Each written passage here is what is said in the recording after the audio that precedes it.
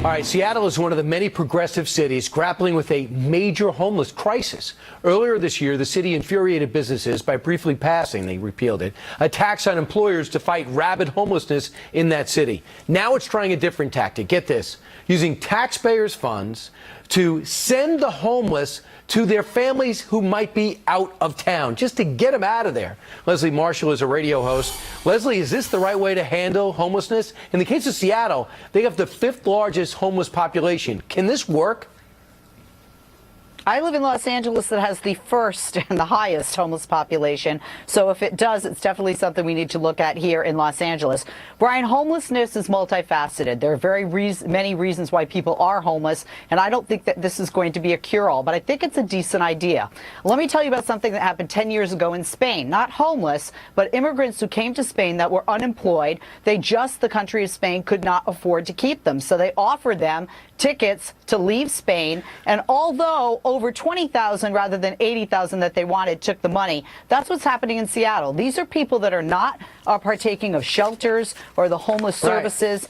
Some of these people, they're afraid, could in the future commit a crime, and some of these people are there, Brian, because they were robbed, they lost a job, they want to get back to their family in Florida or the Midwest, and this offers an opportunity for reunification with their families, and it helps Seattle on that front. And what's really alarming some, and who can blame them, and you must have seen this in Los Angeles, is the violence. A lot of these men are getting violent. In fact, one Arizona family who was touring Seattle were attacked with a rope. They grabbed the dad and they put a rope around his neck and started choking him. Then they just cleaned out the area around the Seattle Needle. I was fascinated by this. Seattle, with the 3rd highest homeless population, 11,643. That's 121 homeless per 10,000 people. This is what they estimate.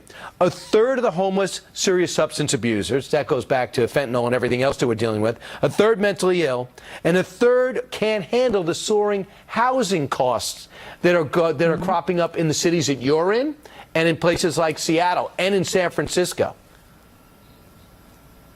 Well, that is, Brian, that is a huge issue here in Los Angeles, because some people want to say, oh, it's the liberals and Democratic policies. No, this has been coming for the better part of a decade. We see it especially in cities like San Francisco, where you have people from Silicon Valley buying up real estate like crazy and pushing out people who in the past could afford these places. This is happening in the Pacific Northwest, like Seattle, and here where I am in Los Angeles. And that speaks to the multifaceted problem, because you have mental illness, you have drug abuse, and then you have lack of affordability. But let's also talk about affordability, Brian, because you have $13 million that ends up in Seattle coming up to 500 beds for over 11,000 people. It just doesn't cut it. So this may sound crazy, but it actually could be more cost effective, and it could solve the problem that some of the financing legislation and certainly not enough beds for all these people are going to help with. Yeah, in Seattle, they also they're messing with this. They have a city-sanctioned encampment called Licton Springs Village, where residents are allowed to use heroin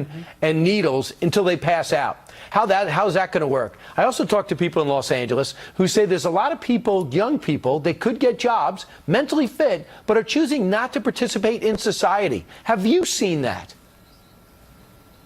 I have to say, and I'm going to sound so judgmental here, Brian, okay? But when my kids are in the car and somebody looks really destitute, we pick and choose who we give money to, especially if it's a family with children. That tugs at my heartstrings as a mom and my kids. But there are times that I see somebody with a nice smartphone and nice sneakers and a souped-up skateboard, and they look healthy. And forgive my judgment, but I think you look healthy enough that you could get a job. So do I think there are some people that are gaming the system and taking advantage?